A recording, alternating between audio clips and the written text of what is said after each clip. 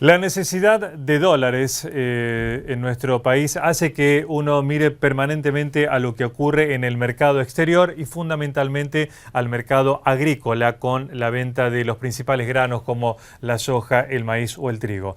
Vamos a hablar de este tema con un especialista del mercado de granos como Gustavo López de Agritren. ¿Qué tal, Gustavo? Buenas tardes. Hola Juan, ¿cómo estás? Bien, ¿cuál es la perspectiva, Gustavo, para el año que viene para tener en cuenta cuántos dólares pueden entrar al país, teniendo en cuenta que Estados Unidos, Brasil y Argentina están obteniendo cosechas récords que exceden la oferta y obviamente el precio baja? Bueno, mira, en realidad estamos hoy pensando en el próximo ciclo, el 2014-2015, Sí. donde vamos a tener algunos cultivos que van a crecer en materia de volumen y otros que van a bajar.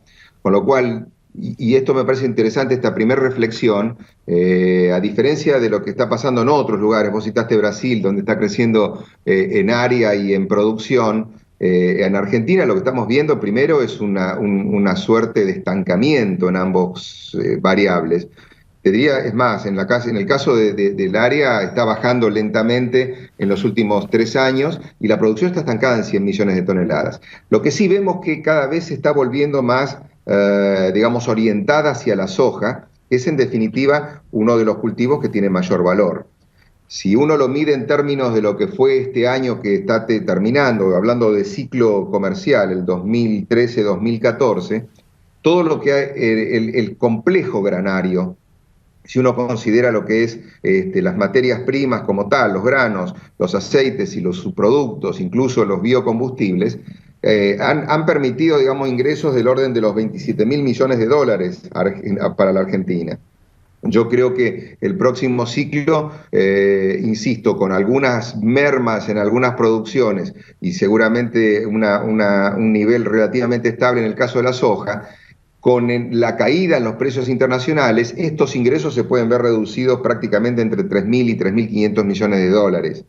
Eso desde el punto de vista, obviamente, de lo que son los ingresos de balanza comercial, llamémosle. Pero Cuando esos uno, ingresos menores, Gustavo, serían sí. porque es la misma cantidad que se exporta, pero se cobra menos por el precio internacional, o es porque se produce menos. Yo creo que el efecto conjunto de ambos. Ujú. O sea, pensá que la soja que se va a producir prácticamente creemos que va a ser la misma de este ciclo, pero va a haber bastante menos maíz y probablemente un nivel similar de trigo. Ahora, de todas formas, los precios, si estás tomando un promedio para este ciclo cercano a los $400 o $410, el año que viene ya estamos pensando por debajo de los 340, con lo cual la caída es realmente importante, ¿no? Para Es todo decir, el que complejo. por la misma cantidad de soja que exportemos vamos a cobrar menos. Exactamente. De todas formas, en términos porcentuales, va a seguir teniendo un impacto más grande la soja. Hoy pensá que la soja participa en no menos del casi 75-78% del total de los ingresos recibidos. Bien. ¿Cuánto le significa al Estado en materia de retenciones para incorporar al fisco por este impuesto, teniendo en cuenta ya la etapa 2014-2015? Mira, yo creo que haciendo los números, o sea, y con el agravante de la fuerte inserción de la soja, estamos hablando de casi que la situación, la participación de soja se incrementa al 83% en este sentido, bajaría de los 8 mil millones de dólares de este año a casi 7 mil para el año entrante, o sea, habría una pérdida de 1.000 millones de dólares. Y cuando lo medís en términos de lo que es la importancia de la soja, te hace a veces reflexionar si en realidad es conveniente seguir manteniendo niveles tan altos de retenciones en el resto de los cultivos cuando el aporte es tan marginal, ¿sí? Porque, ¿qué significa? El aporte de las retenciones de maíz y trigo no son significativas para el Estado.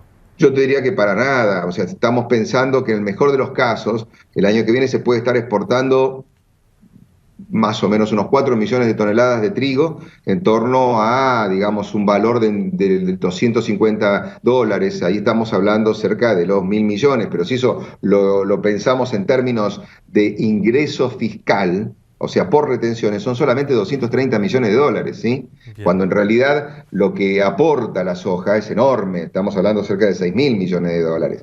Algo parecido pasa en el tema de maíz, que está, como dijimos antes, reduciéndose el volumen y también el precio, con lo cual el aporte pasa a ser no muy significativo. Y es todavía mucho más importante sería para algunos cultivos, como por ejemplo el caso de girasol, donde el aporte es totalmente marginal. Yo calculo que en el mejor de los casos puede estar en torno a los 100, 120 millones de dólares como complejo girasolero, pensando en aceite, subproductos, semilla y demás.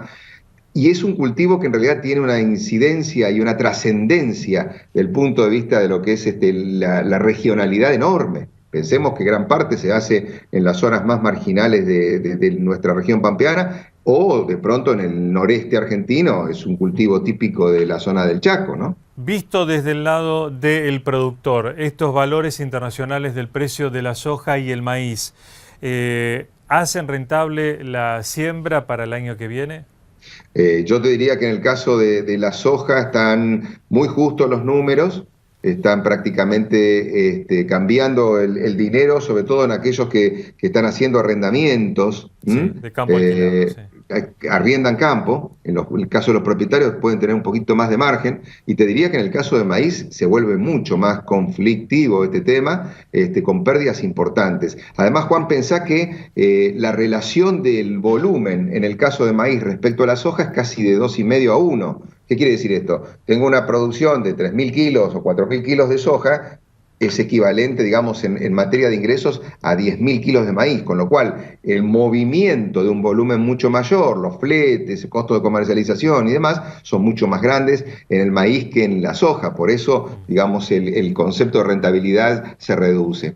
Y el otro aspecto es que en la medida que uno se va alejando de los puertos, de la salida básicamente de lo que es nuestra producción, pensando que gran parte de la misma tiene por destino el exterior, la situación se vuelve más compleja. Bien. Casi te diría que pasando los 500 kilómetros es prácticamente inviable hacer maíz. Dos preguntas más breves. ¿Es posible que haya un aumento de fletes justamente del sindicato de CATAC, que son los camioneros que transportan los granos? Mira, esto se da en todos los años, o sea, y además creo que está muy relacionado con el precio del gasoil, que sigue subiendo en forma permanente, con lo cual parecería bastante esperable.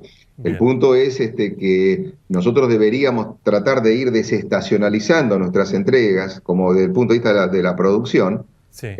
para evitar, digamos, esa salida de las cosechas y esos, digamos, suertes de cuello de botella que lleva a precios más altos en los fletes. Pero eso está directamente relacionado con el financiamiento que tiene el productor y hoy creo que es bastante bajo. Bien, la última breve, Gustavo, estos rumores de un mercado de granos, una empresa estatal para el mercado de granos, ¿es viable? ¿Tiene sentido?